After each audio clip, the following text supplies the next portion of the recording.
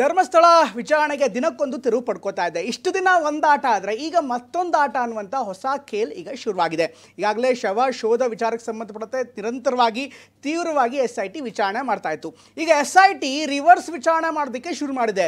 ಯಾರು ದೂರು ಕೊಟ್ಟಿದ್ರು ಅದು ಒಂದು ಭಾಗ ಆದರೆ ಈಗಾಗಲೇ ಈ ಮಾಸ್ಕ್ ಮ್ಯಾನ್ ಇದಾನಲ್ಲ, ಈಗ ಮಾಸ್ಕ್ ಮ್ಯಾನನ್ನು ಕೂಡ ತೀವ್ರವಾಗಿ ವಿಚಾರಣೆಗೆ ಒಳಪಡಿಸ್ತಾ ಇದೆ. ಇಷ್ಟು ದಿನ ಅವನು ಹೇಳಿದ್ದಲ್ಲೆಲ್ಲ ಗುಂಡಿ ತೋಡ್ತಾ ಇತ್ತು, ಇಷ್ಟು ದಿನ ಅವನು ತೋರಿಸಿದ್ದಲ್ಲೆಲ್ಲ ಗುಂಡಿ ತೋಡ್ತಾ ಇತ್ತು. ಆದರೆ ಇವತ್ತಿನಿಂದ ಬೇರೆ ರೀತಿಯಂಥ ವಿಚಾರಣೆ ಆರಂಭವಾಗಿದೆ. ಇದ್ರ ಜೊತೆಗೆ ಜಯಂತ್ ಎಂಬಾತ ಹೊಸ ವ್ಯಕ್ತಿ ಈಗ ಪ್ರತ್ಯಕ್ಷ ಆಗಿದ್ದಾನೆ. ಹಾಗಾದರೆ ಯಾರು ಈ ಜಯಂತ್? ಅವ್ನು ಹೇಳ್ತಾ ಇರೋದೇನು? ಈ ಮಾಸ್ಕ್ ಮ್ಯಾನ್ ಕಥೆ ಏನು? ನೋಡೋಣ ಬನ್ನಿ ಈ ಸ್ಟೋರಿಲಿ.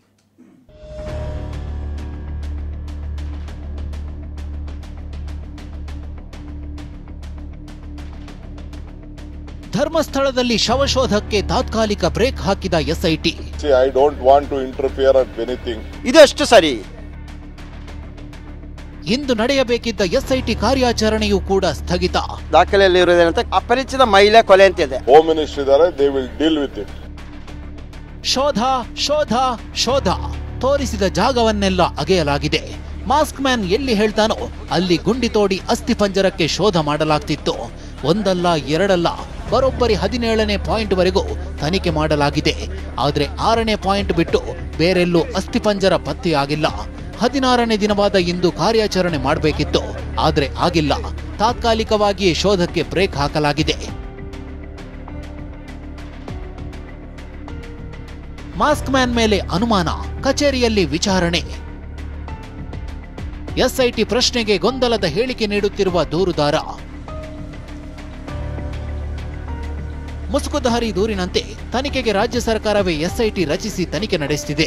ಬಂಗ್ಲಗುಡ್ಡ, ಕಲ್ಲೇರಿ, ನೇತ್ರಾವತಿ ತೀರದಲ್ಲಿ 100 ಹೆಣಗಳಿವೆ ಅಂತಿದ್ದ ದೂರುದಾರನೇ ಬೇರೆ ಬೇರೆ ಜಾಗ ತೋರಿಸಿದ್ದಾನೆ. ಏನೂ ಸಿಗದಿರೋದು ಮಾಸ್ಕ್ ಮ್ಯಾನ್ ನಡೆ ಬಗ್ಗೆ ಅನುಮಾನಕ್ಕೆ ಕಾರಣವಾಗಿತ್ತು. ಇದೀಗ ಬೆಳ್ತಂಗಡಿಯ SIT ಕಚೇರಿಯಲ್ಲಿ ಮಾಸ್ಕ್ ಮ್ಯಾನ್ ನನ್ನ ತೀವ್ರ ವಿಚಾರಣೆಗೊಳಪಡಿಸಲಾಗಿದೆ. SIT ಪ್ರಶ್ನೆಗೆ ಮಾಸ್ಕ್ ಮ್ಯಾನ್ ಗೊಂದಲದ ಹೇಳಿಕೆ ನೀಡುತ್ತಿದ್ದಾನೆ ಎನ್ನಲಾಗಿದೆ.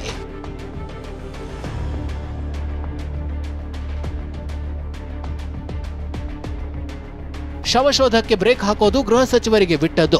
ಅವರು ನಿರ್ಧಾರ ತೆಗೆದುಕೊಳ್ತಾರೆ ಅಂತ DCM DK ಶಿವಕುಮಾರ್ ಹೇಳಿದ್ರು. I don't want to interfere at anything. ನನಗೆ ಅವ್ರು ಯಾರು ಪೊಲೀಸ್ ಅವ್ರು ಮಾಡ್ತಾವ್ರೆ ಅನ್ನೋ ಗೊತ್ತಿಲ್ಲ, ಏನು ಗೊತ್ತಿಲ್ಲ, ನಾನು ತಲೆ ಕೆಡಿಸ್ಕೊಳಕ್ ಹೋಗುದಿಲ್ಲ. ಹೋಮ್ ಮಿನಿಸ್ಟರ್ ಇದ್ದಾರೆ, they will deal with it. ಕಾನೂನು ಬ್ರೇಕ್ ಹಾಕೋದು ನಾನಲ್ಲ, ನನಗೂ ಅದಕ್ಕೂ ಸಂಬಂಧ ಇಲ್ಲ, ಅವರೇ ತೀರ್ಮಾನ ಮಾಡಬೇಕು. ಬಟ್ ನಾವು every day we are also try to get our information from our own source. That's all.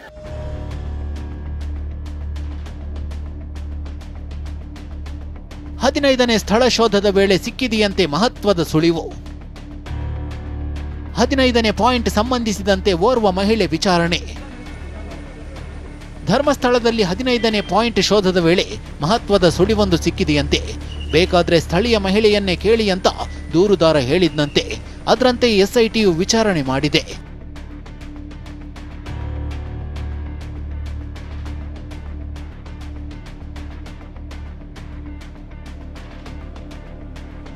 ಹದಿನೈದನೇ ಪಾಯಿಂಟ್ಗೆ ಸಂಬಂಧಿಸಿದಂತೆ ಓರ್ವ ಮಹಿಳೆಯನ್ನು SIT ವಿಚಾರಣೆ ಮಾಡಿದೆ. ಓರ್ವ ಮಹಿಳೆಯನ್ನ ಸಾಕ್ಷಿಯನ್ನಾಗಿ ವಿಚಾರಣೆ ನಡೆಸಲಾಗಿದೆ. ಅದಕ್ಕೆ ಕಾರಣ ಏನು ಅಂದ್ರೆ, ಬೋಳಿಯಾರ್ ಅರಣ್ಯ ಪ್ರದೇಶದಲ್ಲಿ ಇರೋ 15ನೇ ಪಾಯಿಂಟ್ನಲ್ಲಿ 2010ರಲ್ಲಿ ಬಾಲಕಿ ಶವ ಹೂತಿದ್ದಾಗಿ SIT ಮುಂದೆ ದೂರುದಾರ ಹೇಳಿದ್ದ. ಸ್ಥಳೀಯರನ್ನ ಕೇಳಿ ಅಂತಾನೂ SIT ಮುಂದೆ ದೂರುದಾರ ವಾದ ಮಾಡಿದ್ದ. ಶವವನ್ನ ಹೂತು ನಂತರ ನೀರು ಕುಡಿಯಲು ಹೋಗಿದ್ದೆ, ಸಲಕರಣೆಗಳನ್ನ ತೊಳೆಯಲು ಸ್ಥಳೀಯ ಮನೆಗೆ ಹೋಗಿದ್ದೆ, ಸ್ಥಳೀಯರಿಗೆ ಶವಹೂತ ವಿಚಾರ ಗೊತ್ತಿದೆ ಎಂದು ದೂರುದಾರ ಹೇಳಿದ್ದ. ಅದರಂತೆಯೇ ಮಹಿಳೆಯನ್ನ ವಿಚಾರಣೆ ಮಾಡಲಾಗಿದೆ.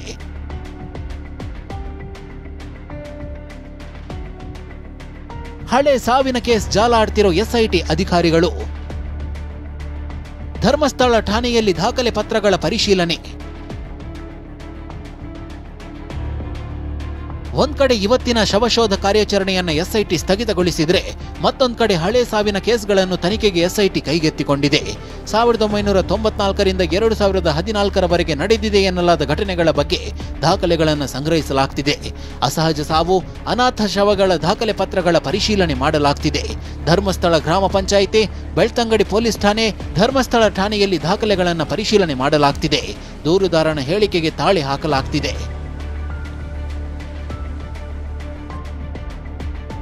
2010ರ ಕೊಲೆ ಪ್ರಕರಣಕ್ಕೆ ಸಂಬಂಧಿಸಿದಂತೆ SITಗೆ ದೂರು. ಎಸ್ಐಟಿ ಠಾಣೆಗೆ ಸಾಮಾಜಿಕ ಹೋರಾಟಗಾರ ಜಯಂತ್ ದೂರು. ಇದೀಗ ಎಸ್ಐಟಿ ಠಾಣೆಗೆ ಸಾಮಾಜಿಕ ಹೋರಾಟಗಾರ ಜಯಂತ್ ದೂರು ಕೊಟ್ಟಿದ್ದಾರೆ. 2010ರ ಕೊಲೆ ಪ್ರಕರಣಕ್ಕೆ ಸಂಬಂಧಿಸಿದಂತೆ ದೂರು ಕೊಟ್ಟಿದ್ದಾರೆ. 35 ರಿಂದ 40ನೇ ವಯಸ್ಸಿನ ಮಹಿಳೆಯ ಕೊಲೆ ಪ್ರಕರಣ ಸಂಬಂಧ ತನಿಖೆಗೆ ದೂರು ಕೊಡಲಾಗಿದೆ. ದಾಖಲೆಯಲ್ಲಿ ಇರೋದೇನಂತ ಕೊಲೆ ಅಂತಿದೆ, ಅದು ಅಪರಿಚಿತ ಮಹಿಳೆ ಕೊಲೆ ಅಂತಿದೆ. ಅದು ಯಾವ ವರ್ಷ ಅಪರಿಚಿತ ಮಹಿಳೆ ಕೊಲೆ ಅಂತ ಆಗಿರೋದು? ಒಂದೇ ದಿನಕ್ಕೆ. ಆ ಒಂದೇ ದಿನ ಸಿಕ್ಕಿರೋದು 6/4/2010 ಆ ಮೃತದೇಹ ಸಿಕ್ಕಿದರೆ ಕೊಲೆ ಅಂತ ದಾಖಲು ಮಾಡಿ ಅವತ್ತು ಮರಣೋತ್ತರ ಪರೀಕ್ಷೆ ಮಾಡಿ, ಅಂದರೆ ಬೆಳ್ತಂಗಲ್ ತಾಲೂಕು, ಅಲ್ಲಿಂದ 13 ಕಿಲೋಮೀಟರ್ ಇರ್ಬೋದು, 15 ಕಿಲೋಮೀಟರ್ ಇದೆ.